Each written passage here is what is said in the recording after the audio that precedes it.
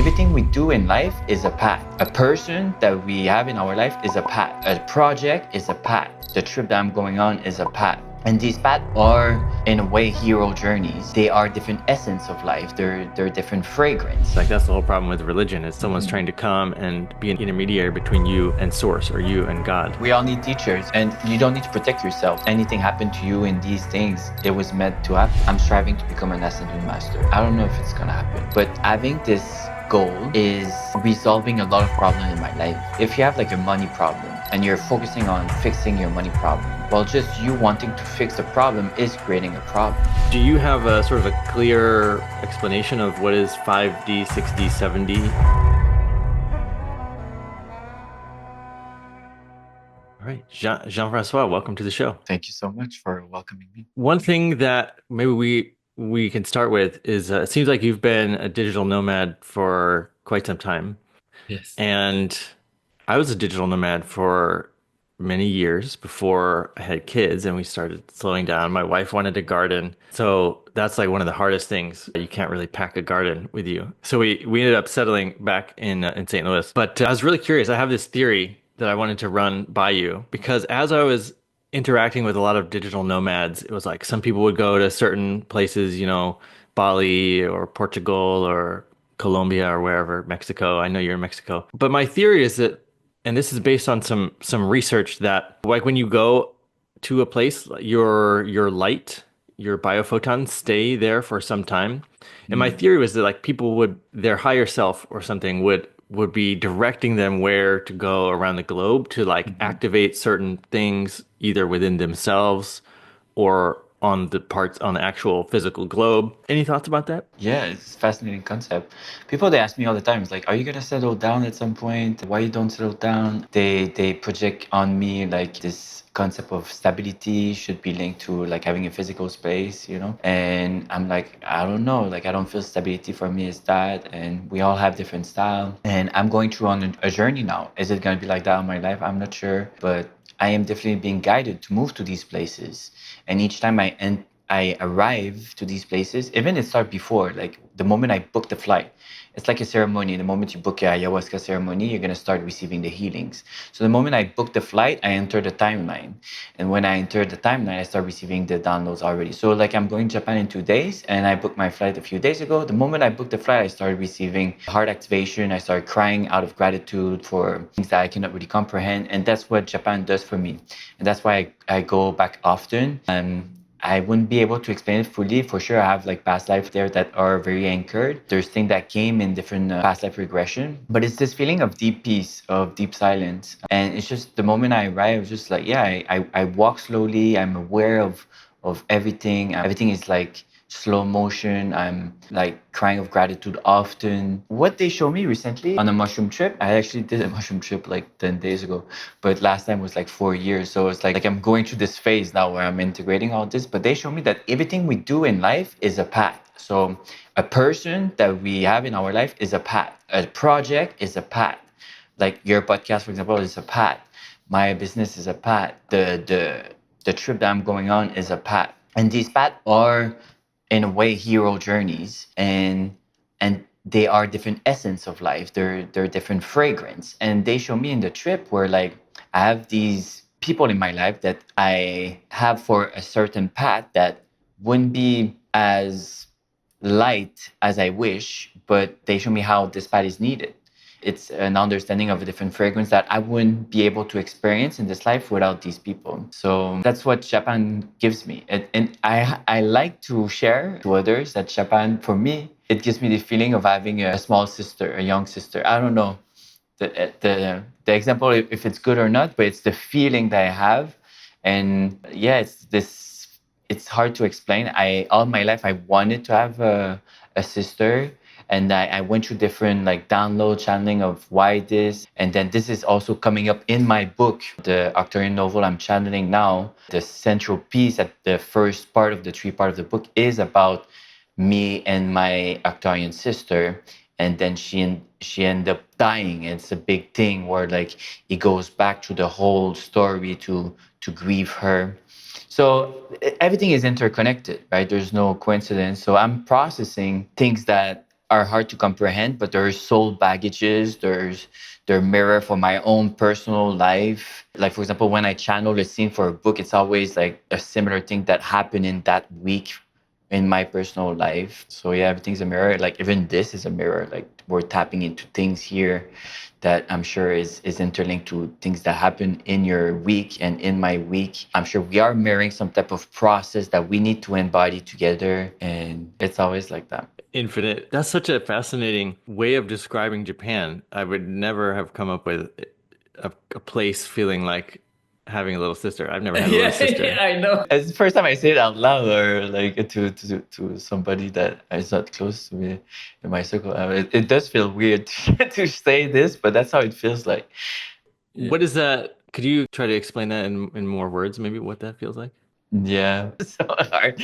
It's a deep, hard feeling of deep, unconditional love, compassion. Yeah, it's a knowing. It's a knowing. It's a deep knowing. Yeah, it's something that cannot be understood with the mind, Sam. Yeah. Podcasting about things you can't understand with the mind. Yeah, yeah. Sometimes I'm wondering, like, like maybe we should just do a podcast in silence, and I'm sure people would receive. And I tell this to my clients sometimes, like people they ask me, "Oh, I missed this recording. I don't have the time to do it because the recordings sometimes are an hour and a half." I tell them, like you could just like put it on mute, press play, and you're gonna receive the frequencies. Because like the moment that you press play, you acknowledge I'm receiving. So you're receiving the transmission. Obviously, you're not receiving as much as you're like there aware and conscious, but you're still receiving subconsciously. Yeah, I did notice that. Well, I did your Kundalini series, and there's like long stretches of silence. A lot of meditations are just like the person is always sort of speaking. And basically, your embodiment is a transmission. Like me in this life, I did a lot of like soul travel to mental projection journey in different realms, planet, dimension, universes, and things like that. And I met with all these beings. But each time we meet with these beings, they transfer us some codes. In a way, they are codes that we already had in our soul. It's just that they were not activated, and they're most of them are stored in the soul star chakra. So it's like they are activated in the soul star chakra, and they start dropping down into the body. And then through all these codes, like just my embodiment of being present here, subconsciously people they receive it through their intuition, their heart, whatever it is. They showed me actually 2 days ago, like I should start doing Instagram reels of just not saying nothing, just film myself and being silent, and the right people would see me, my energy, my eyes, and would receive the downloads without even trying to transmit something telepathically. Just the embodiment. And I was like, okay, am I gonna do this? I'm gonna try. We'll see. A while back, I was joking like, "Hey, I just finished my next book, but it's not on Kindle. Like, you just have to access it telepathically." Yeah, yeah. 100%. 100%. People were like, "I really like page 483." I met once a very advanced astral traveler, and he was telling me like, "Do you know you can create your own universe?" I was like, "Okay, what do you mean?"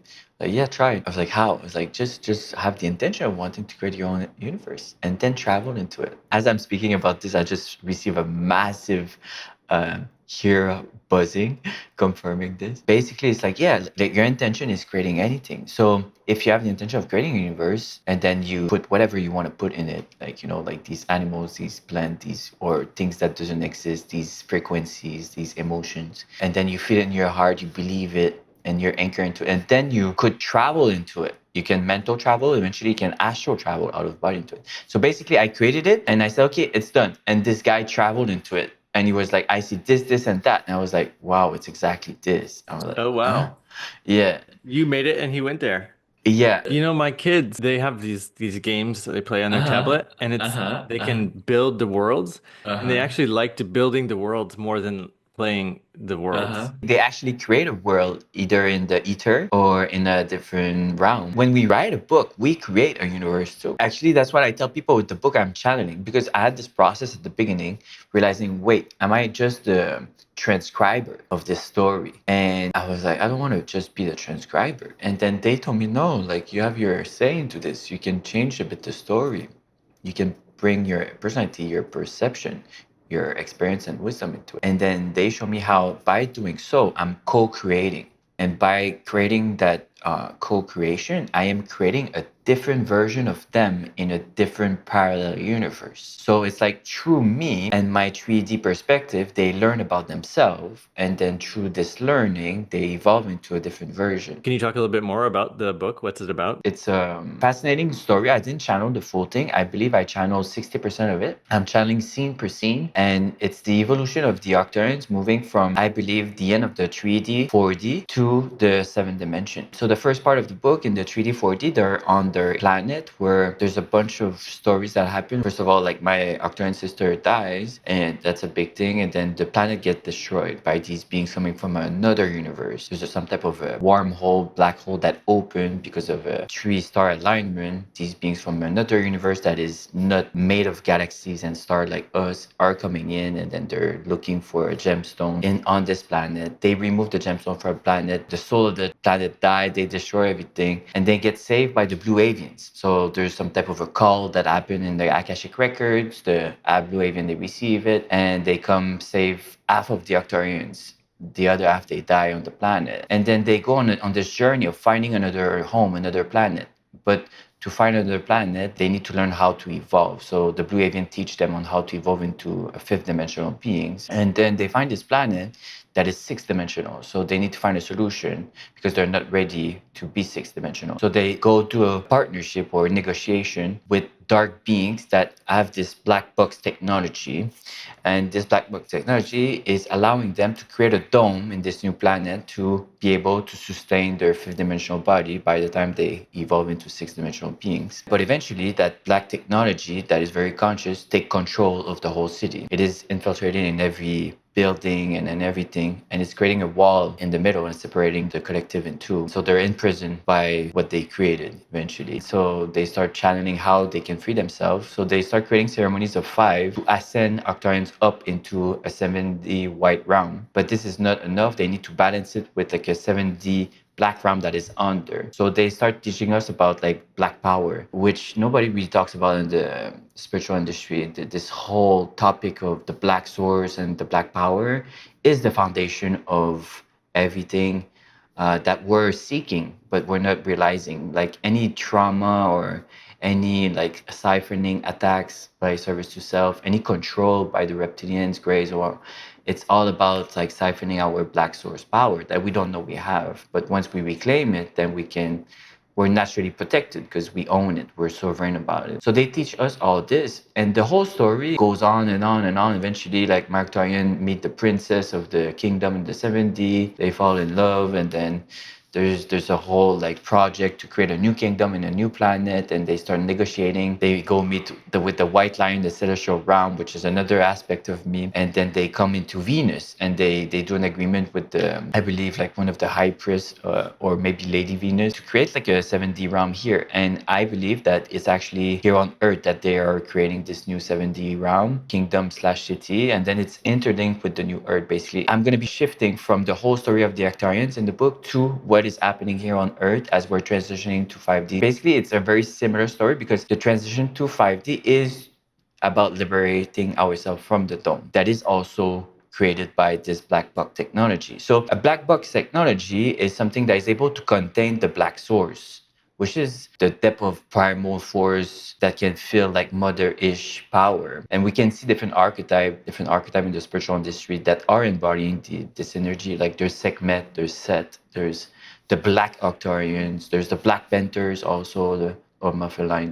There's a realm of ascendant master in a black realm. So they master the black source. So the black source at the beginning is very chaotic. It's like tentacles. It's like petrol. It's like Venom, the movie, and it wants to take over. It wants to control you. It wants to possess you. But if you're bringing your light into it and compassion, you're holding space for it, it starts softening and densening into a statue, into something that is very strong, unbreakable, unshakable. Everything that we see outside of us is a reflection, a mirror for inside of us, right? So there is a source of black power inside of our body. So when we start tapping into it, that's really when you can start feeding yourself out of some type of a source. Like you feel the need to eat less, sleep less, all these things. Before we get into the Black Power side of things, which definitely is pretty unique, do you have a sort of a clear explanation of what is 5D, 6D, 7D? Yeah, it's the body is different. So in 3D, the body is carbon, like what we're having now. And when we move to 5D, the body becomes crystalline. So the body becomes lighter each time. And we do things differently. So for example, they show me that in their initial planet, which is like 3D, 4D, they eat fruits. So they eat lighter. And then when they start transitioning into 5D, they start feeding themselves out of this liquid. When they move into 7D, they feed themselves out of popsicle. It's like a popsicle made of a lot of life force, and they don't need it, but they like doing it. They basically feed themselves out of prana, but more and more you tap into feeding yourself with source. So in the 6D city of the Arcturians, the 6D Arcturians, they still need their blue, they still need to feed themselves with source. So there's different mini temples in the city where every day they go there, they're held by masters, and it's almost like you're getting for a massage for an hour. They go there for a short period of time and they pat themselves in this shower of white light. And then they receive like downloads about what is gonna be their next cycle, what is their next download, their next task or whatever. And they're like in peace and they in whole complete one with source, and then they come out of it like rebooting a battery or whatever it is. They're fully rebooted and they're ready to go for a new cycle. That's how they live their day. They don't have days like us, because they're not bound into a sun that is turning into whatever construct. And this is happening, I believe, in every planet where there is species. In a way, the seventh dimension is an anchor of source light, and the kingdoms there that are run by the king and the queen, which are the last embodiment of individuality. After that, there's no more individuality. They are mastering divine union. Mastering divine union allow them to have like some type of sexual ceremony, which is not really sexual. They're like bonding with each other so deeply. They're becoming one, and then they're channeling pure light. And they show me this multiple times where like this portal is entering them, and then they're spreading that light and through thought manifesting the kingdom, holding space for hundreds of thousands of beings. But then after this is creating that realm, and then that realm is shooting that white light down. So then it's shooting different portals in this blue city. So the blue Arcturians, they don't have access directly to that white light. So they need to go to ceremonies. Where like the white Arcturians, they're always in it. They don't need to do ceremonies to reboot themselves. They're always living it. Yeah, so there's a couple different color like levels of Arcturians that you're talking about. Yeah, 100%. So the blue Actorians that are very popular here on Earth, it's because they're paying, I believe, and that's what I understood and received, they're paying two karmic debt. They're finishing karmic cycles. So the first one is because they got saved by the blue avians. So now it's like their time to do the same. They come save another species. I received massive goosebumps just saying this. And then the second karmic debt is that the black box technology that they received was negotiated by these beings that are service to self negative beings. They're like giant gorilla robots, and these giant gorilla robots, they're doing human woman trafficking. So somehow they're able to kidnap women in other planets, and then they bring them into the planet and they put them into pods, and then they plug them and they siphon their life force. And it's like a machine. It's a whole like factory of pods, and then siphoning life force of women, and then going down into the underworld, and then feeding three mother bugs. And we can see these concepts in DC movies. There's insights everywhere when you look at it properly. DC movie, Marvel movies, all these things. You can see like all these little hidden messages of that. How do you think those filmmakers get the messages? I believe that they're channeling 100%. They're channeling without being aware that they're channeling. What do you think about this term that people talk about, like predictive programming, where they'll like create a movie that they want? It's very conflicted. So for example, if we take Marvel, right, there's a lot of negativity in these movies, a lot of programming, brainwashing. There's probably subliminals in the back end. And me, each time I watch this movie, I feel it. Like my sacral is being siphoned. I need to protect myself. There's a bunch of process I go through. But I like watching them because like there's so much download that I'm receiving from them. And this is a way my path of exploring all movies. All my life, I've been fascinated by movies, all genre. There's different genre that I like more. And then now it makes sense because they're asking me to turn this Arcturian book into a movie. And then now with AI, everything is so divine planning. Like I can see how in 6 months from now, I'm going to be able to produce my own movie at a low cost with AI. Now I'm creating Arcturians being with Midjourney that they're almost perfect. almost there. It was hard to do them 3 months ago, but now they're getting like super good. And now you can transition them into these new like apps that turns them into videos. And I'm like, whoa. But there's gonna be distortion, and there's gonna be distortion in my book because I'm channeling things that are higher dimension. They're not English, and I need to turn them into English. Like there's scenes in the book where like there's two beings that meet. Like Mark Torrance at some point, they meet with the king of the white kingdom. They meet in 1 second. Somehow, I don't know why, but the king goes above and then they meet like this. And then they both do a circle of light. They press different light codes, they exchange, and then boom. And it felt like a conversation of 5 hours happened in 1 instant. So that's what happened. More that we move also in dimension, more that things happen faster. We can create cities like this.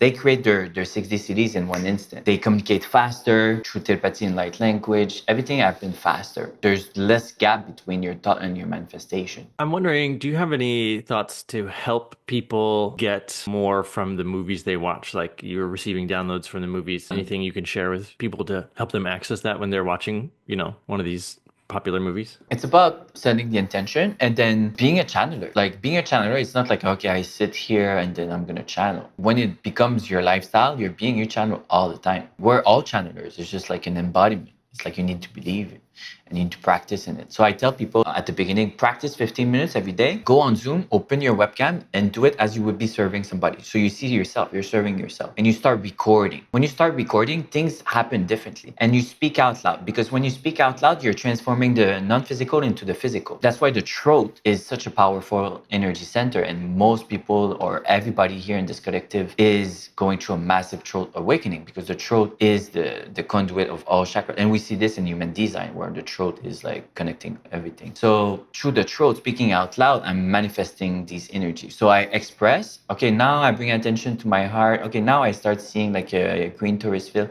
I start with the basic. I start with what I know.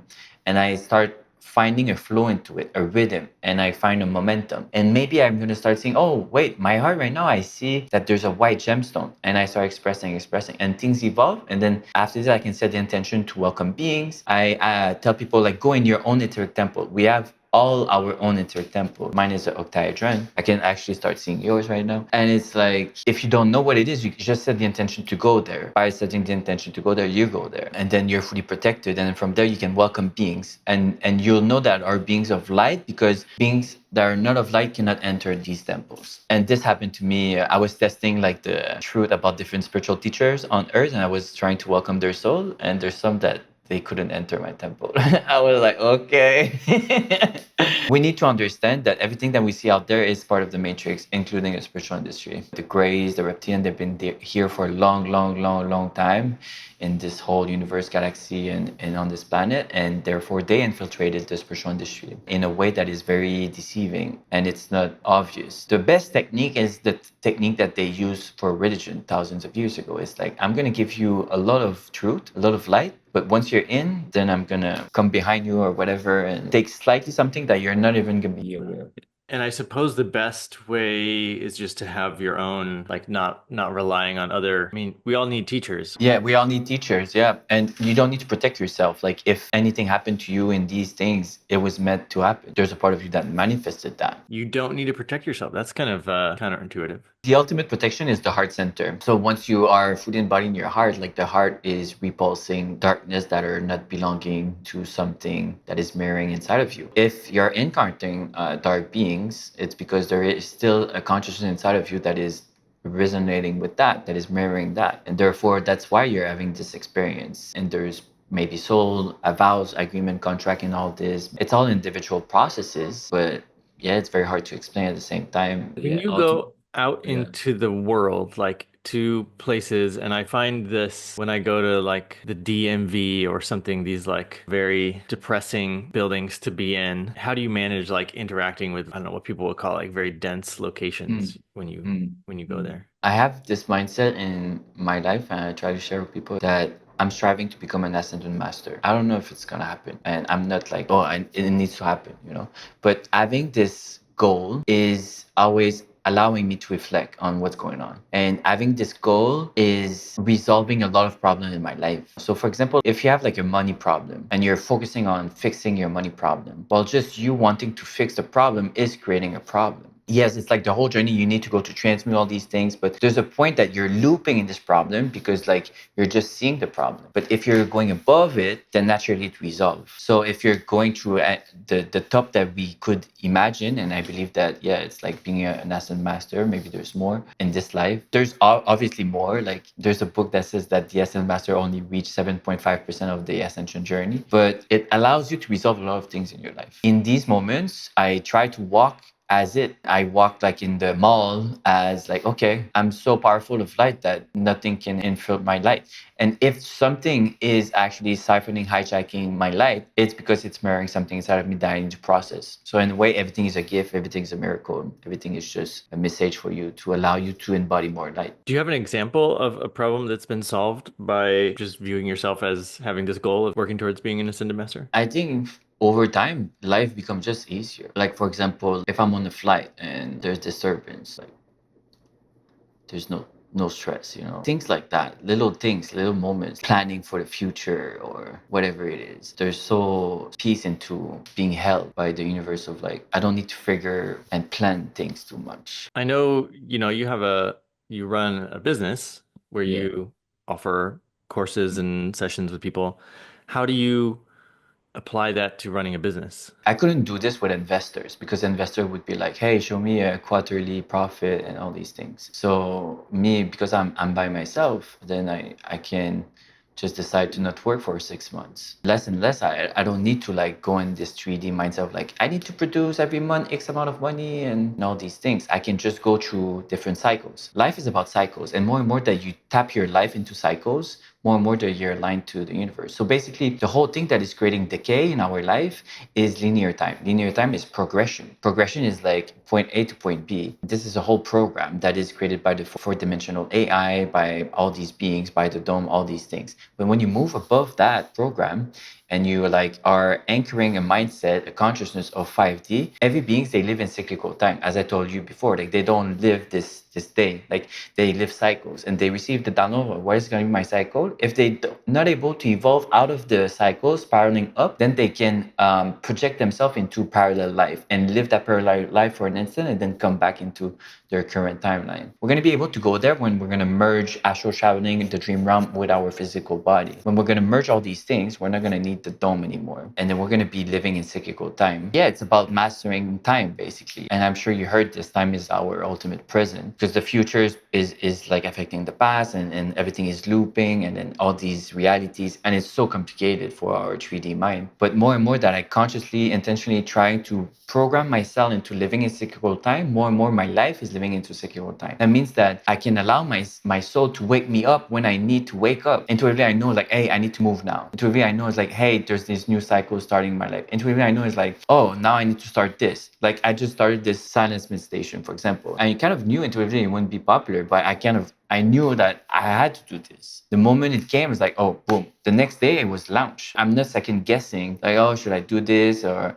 should I plan this? The answer come to me and then I do it. And sometimes we feel lost because we don't have clarity, but we don't have clarity because we are in limbo. And limbo state is in between cycles. It's that place where we can experience waiting and boredom. And because we're like so programmed into producing, becoming, doing, then we don't allow ourselves to live boredom and waiting, which is our very powerful wisdom. And our soul wants to live these experiences. So less that you're allowing yourself to live boredom, more that you're experiencing boredom. Same thing with that, more that you're avoiding ending cycle, avoiding all these mini death in your life, ending a relationship or project, ending a day, ending a ceremony, ending a podcast, properly, consciously honoring the container energetically, honoring like now I have plants in front of me and they're literally like dying. I've been having them for a week. Well, I'm gonna have to go through a process of honoring their death and I'm gonna like give them back away to the universe, right? More I'm honoring that, less and less I am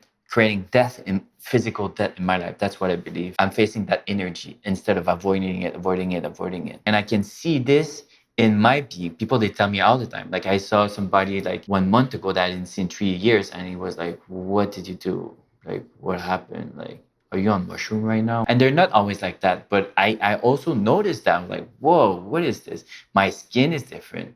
My body feels different. The way I'm eating is different. The way I'm sleeping is different. And I'm just getting started. So I feel like if I move on to like 6 months from now, 2 years from now, wow, we're moving fast now. AI is going to be moving fast, but consciously we're going to be moving way faster. Yeah, I've seen that as well. A couple of years ago, I was just playing around with like, could I expand time to just do like if I wanted to go do a thing and it was a 2 hour working out, I was always trying to squeeze in working out, and I was like, I want to be able to get my workouts in and not rush. So I was able to do that. I was able to, I had 1 hour and I did like a 3 hour workout in that time, and playing around with, can I always arrive on time like without working with a watch? Mm. But this concept of cyclical time, personally, the thing that's helped me the most with that is like paying attention to the moon cycles and Mhm. like the seasonal cycles. How do you suggest people get started with like transitioning from linear to cyclical for beginners? I believe it's about any process in life. So first, it's about understanding, logical reasoning, reading about it, listening about it. After this, you need to embody it in your body. So in meditation, so you go in meditation and then you visualize, you feel, you create in your mind in different realms. How does it feel to live in cyclical time? You set the intention with God to start living in cyclical time. You reboot yourself in cyclical time. You can visualize your cells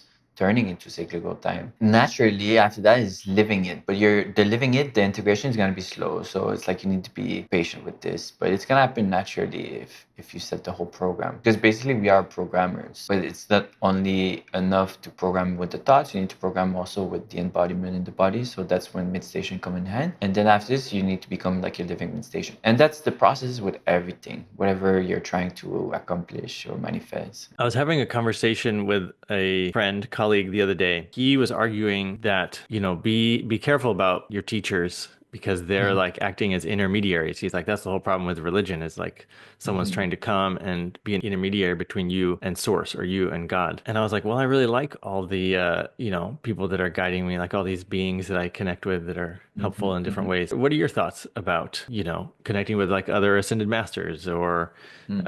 like your Arcturian and things like that? Personally, in my life, I went through different mentors and did like a process with these mentors that are either like people publicly, like books and all these teachers, or physically, personally. And then I moved to another spiral upward. So allowing yourself to not identify to like, okay, like this person, blah blah blah. And you get what you can get from this person, and then you move to another exploration after that. So same thing with these beings, same. So you don't want to be like, oh, Jesus is the one, allowing yourself to explore the whole Jesus energy, and then go to another ascended master, and then eventually you're going to go through an archangels, but then you're going to realize, wait a minute, archangels are controlling us. All these beings are having different levels of distortions, and you cannot go straight to source. You need to go like step by step, understanding all these layers, because you start seeing how they live, how they embody light, and then more and more you start understanding differently source. What we think is source most of the time is not the source, because there's always a deeper layer, because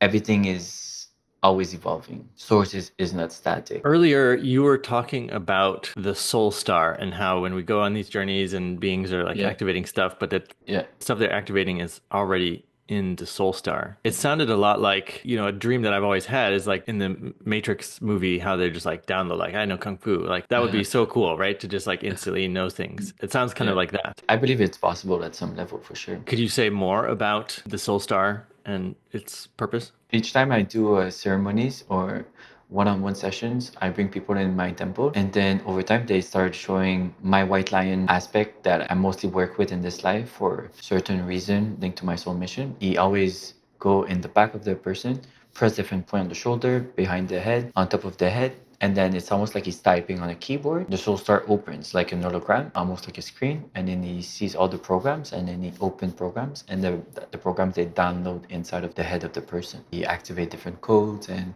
allow the person to remember a part of their soul. Basically, there's this theory that these bodies are too dense, too heavy. They have too much shadows, that our soul is not fully here in this body. And the journey of ascension is not to go up, but to descend down the soul inside of this body. So more and more that you remove shadows, more and more you allow your soul to enter the body. And it happened to me a few years ago. I had like a rebirthing session, like an hour and a half slow gentle breath work in the hot tub with hot water, and I saw my soul floating above with the silver cord. First time I really talked to my soul, I was like, what are you doing? And my soul was like, I'm not coming in this body. I was like, what do you mean? I was like, I'm even crying now. And my soul was like, no, like this is not good. Like this is, I don't want to live this. You need to continue the process and cleaning, and then slowly we're gonna meet each other. Obviously, like it's not English, you know, the conversation. Now I'm paraphrasing, right? Translating, but it was a fascinating moment in my life. And all my life I had rashes everywhere. And at some point it was very bad all over my face. And I understood that, yeah, basically it was because my soul was not in my body. It was mostly out. And as I said, it was like it's a process always coming back down, back and back down. It was mostly out all my life. So who was running this body? Well, I'm not sure. It's just a slight part of consciousness from source, from my higher self, from a bit of my soul. But it was mostly the ego running the show. And your soul didn't want to be in the body because of the. It was too dense. And also like us, some of us are having experiences in higher dimension, what we call star seed, or you can call them hybrid, or so much theories. And there's even theories that everybody's a star seed. But there's definitely like some people that are tapped in differently and they are here on a different mission. This theory says these star seeds, their soul is too high frequency to embody this body. And that's what I've been seeing, and also talking to friends that are on a similar journey. It's like they have different processes with this body. It's like they don't they it's like it's almost like they're not able to really like anchor this body. And it's a process of never ending cleansing the body to welcome more and more. And more you welcome, more you start remembering. So I started remembering multiple versions of myself through multiple realms, dimensions. And then through this, I started mirroring all these aspects and receiving like an overall personality of my soul. My soul is like blue, a bit of purple, a bit of silver, and tiny bit of gold. And all these incarnations that I encounter in all these dimensions, they embody these frequencies. They are essence, they are personalities. Gotcha. So you're becoming more like your soul self and less like your ego self. I believe that before, like the ego, human personality is running the show, like I would say maybe 90% of the time. And again, we cannot really quantify this, but it's just an example. And then more and more that you do a spiritual journey, more and more that you're maybe bringing it down to like 50-50 or something like that. I believe this whole like conversation about like we are eternal soul is a bit distorted. It is true, but at the end of the day, it's like our soul is an aspect of us here and now. We are on the play, on the game to have the possibility to master the whole creation, which is to merge the human personality that we kind of like dictated before coming with whatever archetype, you know, like astrological sign and birthday and all these personality traits that we have, and then merging it with the soul personality that has all this wisdom. People lose themselves saying sometimes like, oh, I come from this planet. Oh, I remember in my past life this. It is simply an aspect of your soul. It's not fully who you are here and now. Who you are here and now is like the human merging with the soul. It's a unique avatar that will never be created in the whole creation. And the opportunity we have, especially right now, and as we transition to 3D to 5D, is to immortalize this avatar. And this is the ultimate subject, and it's gonna get more and more and more popular. Everybody's gonna talk about that. All corporations are gonna talk about that. The ultimate subject is rejuvenation, reverse aging, mastering immortality. And then we're here in this live for this, I believe. The service to self beings are going to do it through technology, with nanotech, with biohacking, all these type of techniques. And spiritual beings are going to do it through pranic feeding, slightly transitioning more and more. Maybe not every spiritual beings, but they're going to move towards source feeding. So when you're pranic feeding, you're still dependent to something that is outside of you, like the sun, the earth, the air, the water. Source feeding is like you're not dependent to anything. It's just it's bursting out of you. And that's ultimate mastery. And then maybe like some of these source feeding humans are going to be able to create the gap between the AI technological like immortality humans and the pranic feeding Bretonnian humans. And then they're going to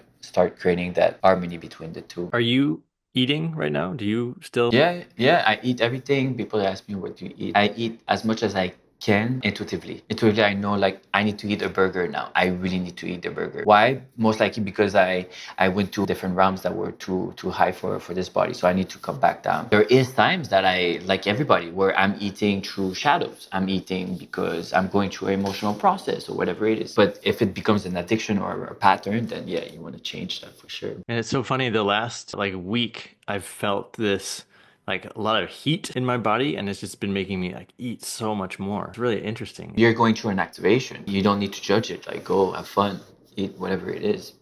Fire is burning it. Yeah.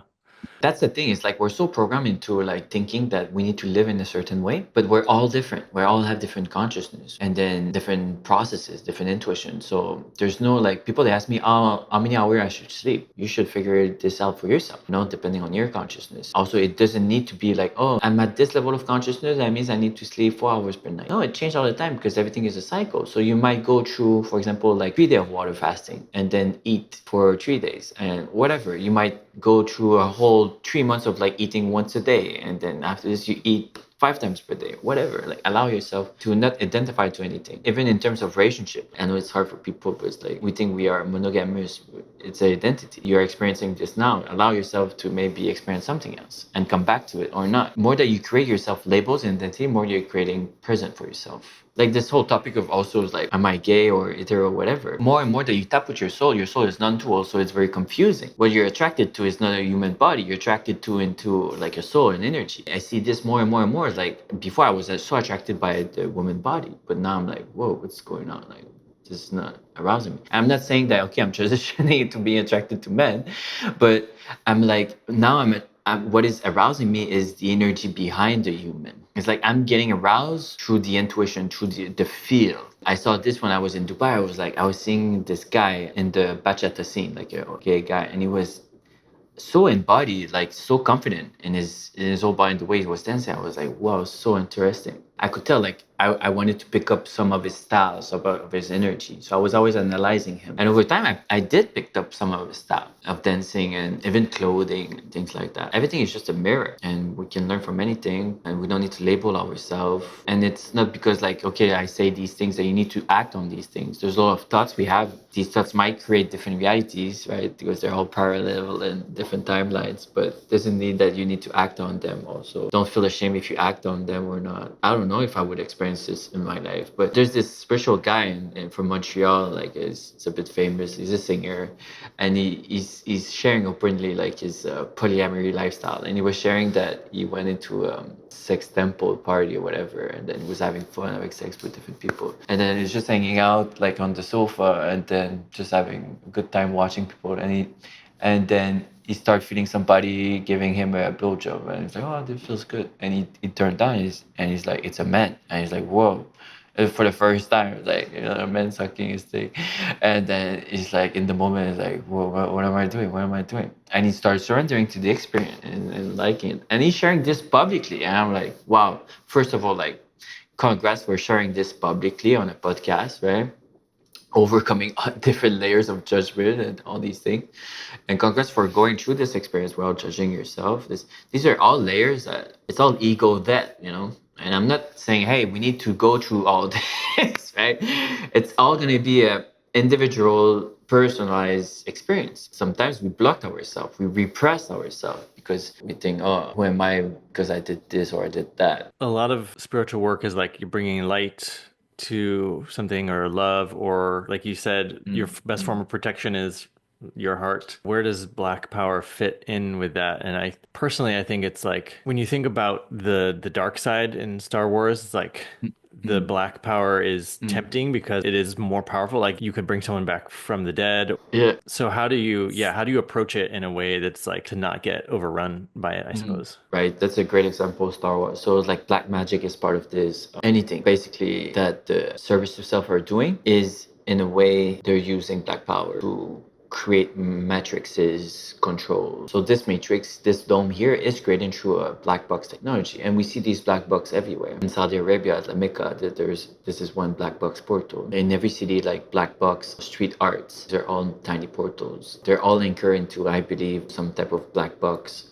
in the underground that is then projecting out this dome. And they're feeding this black box through all the harvested negative emotion and sexual energy from us, mainly in the dream realm. So that the journey to liberate ourselves from the dome is to liberate ourselves from all these hijack siphoning. But it's not like if you start like, okay, I'm gonna remove this cord, I'm gonna remove this hijack, I'm gonna remove this prison from this realm. It is possible to do this, but it's a slow process. It is a bit needed because like you're bringing different understanding in the whole multiverse and within yourself, but there's a point like any journey where like, okay, I'm done, I embody it now, because like it's never going to be ending all the shadows that you can transmute. And then when you just embody it, then you start realizing, wait a minute, What if I take shadow, whatever it is, like an entity, instead of like removing the entity and sending it back to the white source? Well, I take this entity, but I transform it into black power. And this is a very interesting topic. Well, you're getting a lot of life force out of that. Like, for example, like the vaccine. The vaccine was created for multiple reasons. It's like in my sessions with clients, I saw that each time that someone had the vaccine, they had like a chain on their ankle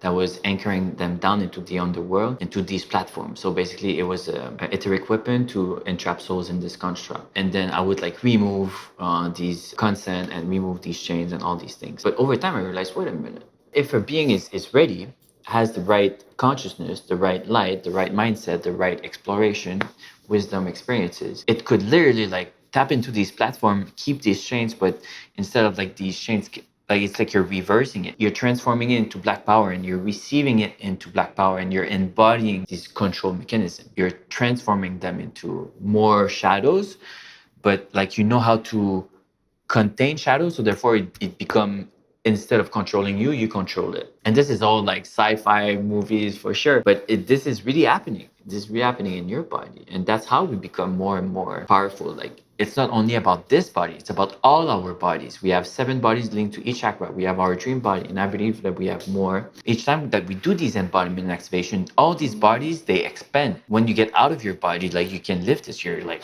you're so big. And people, they share this sometimes when they start astral traveling. They get out and they project themselves as this body because it's a mental construct. But you can literally like shift your form. Everything we do is interconnected, but like that black source, there's a primary source, I believe, and it's in the lower dantian. It's in between the root and sacral. That lower dantian is like a reservoir container that can hold life force, and it holds specifically that black source life force. The middle one is more transparent, non-dual, and then the higher one in the head is more white. It is the whole process of the universe of merging the white with the black, and then tap into non-duality. That feels like no color, no frequency. It's like more and more that me, I tap into that black power and embody it. More and more I stopped trying to remove all these control, hijack, siphoning. Naturally, like I was like reclaiming back, embodying it. Like the obsidian stones, for example, they protect, right? It's something that I'm noticing like a little bit wary of, right? Like for some reason, I don't want to dive into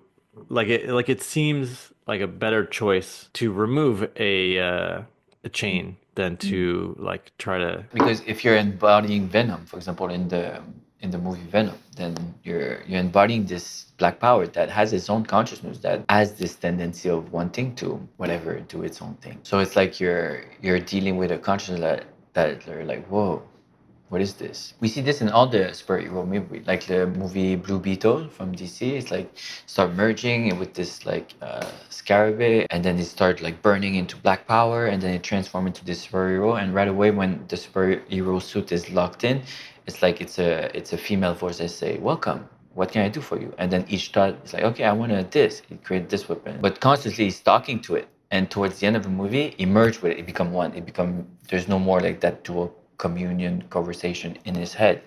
It's like they become one together, and that's the whole journey of enlightenment. It's that's Blue Beetle. But every superhero journey are reflecting the same process. Like we see this in the movie Lucy at the end, when like she's merging with the thing, and then she become the quantum computer merging with all the quantum computer. I don't know. Would you be up for sharing? I know one of your like signature things that you developed is a soul audit. Uh-huh. You mentioned earlier, like when you were activating your octahedral temple, like you could see mine. I was wondering if there's like any of your techniques or processes that you'd like to, or you'd be up for showcasing. Doing a transmission now, you mean? Yeah, just to like give me some personal insight. Yeah, the soul it is about mastering muscle testing. Over time, I transitioned from like the ring and ring technique, like this, to asking yes and no. It's like yes is like a resistance, because when it's something is true, yes, it creates life force, vitality in the body. So the body is creating strength. And when something is no and false, then it's creating weakness. So there's a release happening. It's like there's a weakness in the body. So it's very subtle. It's not only like here, it's a whole extension that, and at the end of the day, it's really the heart chakra that gives the answers. And people, they have like different limitation when they start working with muscle testing. If you smoke weed, for example, your body's not gonna be in the right frequency to do that. If your body is lower 200 on the map of consciousness because you hate your body, it's not gonna be able to do that. So your body needs to be over 200 on the map. And And then you need to practice, practice, practice. Over time, you're gonna see different distortion. Over time, you're gonna start mastering it. And then me, after this, I started transitioning towards like laser scanning. So I just stay locked in, and then with my awareness, I scan whatever it is. It can be a chart, it can be even like Google Map, and then I'm like, where do I need to go next? And it's like through my awareness, it locks in. Before I would scan like, is this, yes or no? Is this, yes or no? It would be like kind of a slow process, but then faster than the pendulum. And but now it's like boom, it's like I can scan, boom, with awareness. And then after this, I transitioned towards just one hand. So I use like just like this. I'm just pulling out, but it's I'm not even moving, and I feel the resistance. So now I'm saving time, so I can do it everywhere. But muscle testing is not about just doing muscle testing. It's about confirming your intuition. You're confirming with using other form of intuition. So clairsentience, I'm feeling it in my chakra, confirmation with goosebumps or heart pulsations or third eye pulsation. I'm also confirming with some type of visions, clairvoyance. I'm confirming with some types of knowing, claircognizance. I'm confirming sometime for me, rarely clear audience with thought process and hearing things. We try to explain all this through separating them all, but at the end of the day, they're just one intuition. But the beauty of muscle testing, it's allowing you to use charts. So I can start using charts. So a chart for chakra, emotion, needs, shadows linked to the matrix, shadow linked to the soul. I can start using charts for colors, and I can ask your soul colors. I can start having a chart about all the galactic beings that are popular, and then scan exactly what are your galactic beings. So I have all these charts, and then through scanning all these things, I create a report. And then with this report, it's giving me a story, because everything is interconnected. Usually, when we have something that we're trying to fix, it's not only in one section in the body, it's always interconnected with something else, and there's different layers. When you start seeing a bigger map, then you're like, whoa, okay, this is a great perspective that most clients they're going to work on for 3 to 6 months on. And then I do a transmission. So I go into Zoom, I start recording for 40 minutes. I bring their soul into my etheric temple. There's one starseed aspect of them that show up. The starseed aspect start working with my white lion or another of my starseed aspect, and then they're doing the psychic surgery, the light activation, using all type of techniques to transmute all the shadows that we found in the report. That's the whole technique, and it evolved a lot over time. I've been doing this for maybe 4 years, giving this to different people. Probably did something like 1,000 readings or something. It's evolving, evolving, evolving. It's always evolving. It's been my own way of healing myself in a way, but it's not the ultimate solution. We also need to receive from others. We need to experiment also techniques that are linked to the body that we'll never able to reason. Like for example, intuitive touch, where like someone that is very activated just touch you, and then you're receiving a healing, and you'll never understand what you just healed. And what we need to understand is like behind any shadows is just a next level embodiment that wants to arise. So sometimes it's not something that I need to heal or remove or transform. It's about understanding what is sleeping behind. A lot of people they try to heal whatever, like let's say depression, and they're trying to okay, I need to fix my depression. But it's less about the depression itself. It's like what is behind the depression that wants to birth itself. Once you understand what wants to birth itself, naturally the depression goes away. So that's what happening with you here. I'm scanning all my negative shadow charts, and nothing is coming in, but I have like one chart here of positive emotion, and what came in is like the energy of happy, and the energy of happy is linked to the sun, right? Radiance, and our inner sun is the solar plexus. The solar plexus is personal power. It's about willpower. It's about taking action. It's about our own identity, believing in our own uniqueness. What I was telling you earlier is like you're the human merging with the soul. So can you believe in your own uniqueness and how your own uniqueness is so powerful? When we meet others, like your maybe with your life romantic partners, like yes, we are channel of God. We can have like a very intense like vortex together, maybe to tantric sex, we become like a vessel, but we're also like that uniqueness that it's like that piece of art that you're merging with that will never be created. So can you believe in your own piece of art and without comparing your piece of art into with others, and then realizing, whoa, actually I'm so beautiful, I'm so unique, I love myself with all these versions or aspect, personality traits, all these things. This is all the mental work I told you. This is the first step, and then after that I tap into it. So I need to bring attention into it, and I can bring beings to help you reflect this, mirror this, and they're gonna activate it. So we can do it here. I feel like their beings are already there. It's not gonna take long, and I don't even need to bring you into my etheric temple. So just close your eyes and bring your attention to your solar plexus in the front. And there's my white Arcturian. He's coming here. He's right in front of you, and he's using his left hand. is feminine hand to activate your feminine solar plexus, because the front solar plexus is the feminine solar plexus. So it's an aspect of, it's not about your inner feminine, but it's about embodying a feminine aspect of life. Because I was asking just now, like, is this blockage linked to your inner feminine? And the answer was no. So that feminine aspect of life in the solar plexus is linked to radiance, embodying the loving being seen.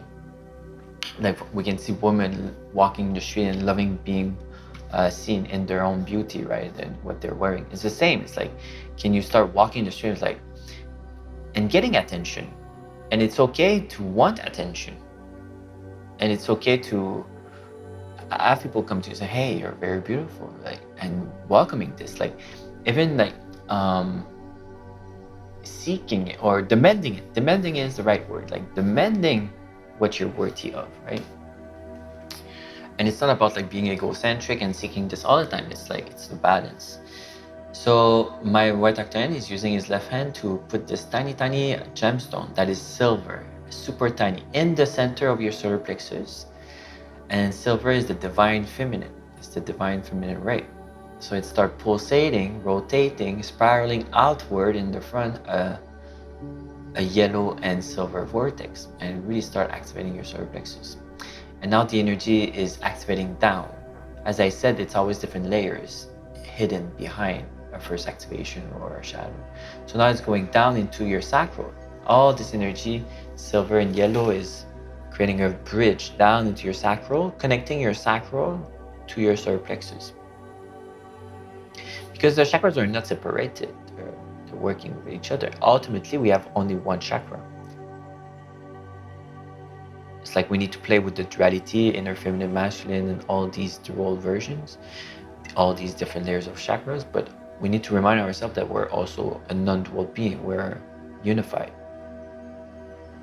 So here the sacral is communicating back and forth with the solar plexus. My white Octarian is rubbing your belly with his palm. Now he's just leaving his hand there, and you can take some big breath in your belly, expand your belly. And it's about feeling your energetical womb here. And we're going to be connecting it with your willpower, your solar plexus. So your energetical womb is, right now, it's being shown as a small transparent ball of energy in the area of the belly button and a bit lower. It's inside your belly. It is not the dantian. It is a version of your aura, but it feels like it's very beginning. It's like birthing itself. That's how it feels like. And now we're expanding it because the aura can expand to all the 3 lower chakras. So now we're expanding it, and then it goes to hold space for the root chakra, your pelvic floor, and then it goes up to hold space to above the solar plexus, between solar plexus and heart in the sun center. And it starts creating this transparent vertical egg that is slightly rotating, spinning. And now the 3 lower chakras are aligning with each other. They're being held by that aura, that egg. And that's the egg of creation. It is a very similar process than women with their uterus. They're holding life. For us, we're holding projects, ideas that we want to birth into the physical. I mean, for us men.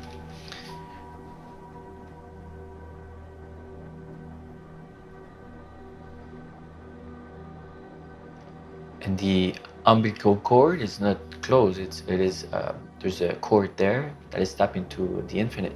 So you can visualize a transparent umbilical cord on your belly button that is coming out, and you're receiving infinite amount of consciousness entering your belly, but also energetically entering all your 7 subtle bodies, entering your aura.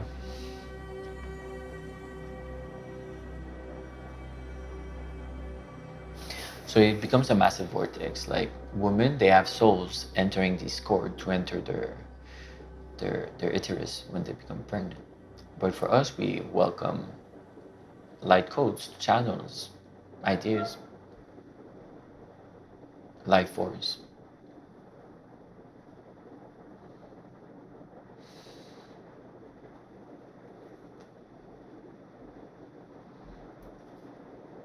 And that's it.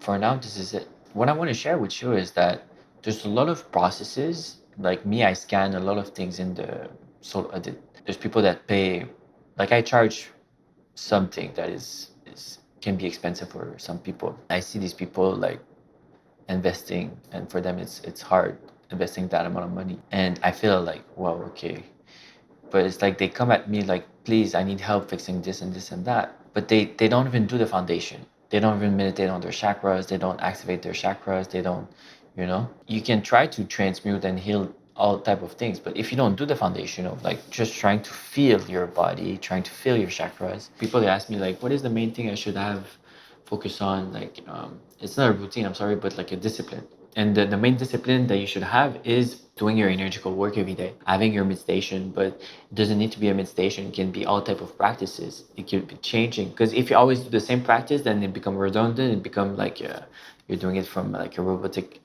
embodiment. So when you change all type of practices, then you go into the new. When you go into the new, you go in the unknown. When you go in the unknown, you welcome something that you were not expecting. It's always about like welcoming something that you were not expecting. Because if you expect, oh, I want to do this meditation because like last time I did it, I felt amazing, you're not going to be able to go there again. Yeah, thanks for doing that. Thanks for sharing. My pleasure. And it's just divine planning. But what I'm trying to say is like there's a lot of, for example, a lot of men are losing their hair. Why men are losing their hair? And I started asking and chanting all that. And everyone I see, a men with no hair, I ask in their body, where is the point in their body that they're lacking? And it's always what we just did. It's always the energical womb. It's always the aura. Men are disconnected from their aura. And that's why women are having great hair, is because they're naturally bound into the womb, because they're bound into Mother Earth energy with their whole body mechanism. I always wondered about, so all my kids wanted to grow their hair long. And I know Yeah, there's like the Sikhs, they never cut their hair. yeah, And I've heard that hair is an antenna of sorts. yeah. It holds a lot of energy, and when you cut your hair, you're going through some type of a ending. That's why sometimes we see women like shaving their hair. It's like they want to end a part of their experience, and they want to birth something new. Interesting. It's like the longer the hair, the more attractive the woman is, in my opinion. I saw a lot of women like with short hair. I'm like, wow. And this evolved over time with me. As I said earlier, before I was very attracted to the physical body, but now I see beyond it. So I could see a woman that is fully embodied with her own spirituality, light. I'm like, wow, the way she walks. And that's also a bit of the lacking in the spiritual industry. We talk about channeling, transmuting, like beings, all these things, but very few people talks about elegance, charming, being sexy. And these are energy that are like magnets. And all these energy that equal magnet means sacral energy, means manifestation. And you can feel that when you see these people, you're like, whoa, they attract attention. And they embody that thing that we just worked on you, which is welcoming that attention, like believing, yeah, I'm a piece of art walking and I'm a gift for you right now. Sometimes it feels weird because like people are watching me. It happens sometimes, like people, they look at me and they're like curious, like what's going on with this person, and they don't know what it is. Why don't you tell folks where they can best find you, get in touch with you? I could answer the normal thing, but like what came in my mind right now is like they can find me best in the ether traveling, you know, because I feel like it's my personality. I'm traveling all the time, physically and non-physically. I'm gonna say have a great trip to Japan, Thank you so and much. yeah, let's stay in touch. See you next time. Thank you so much. All right, bye bye.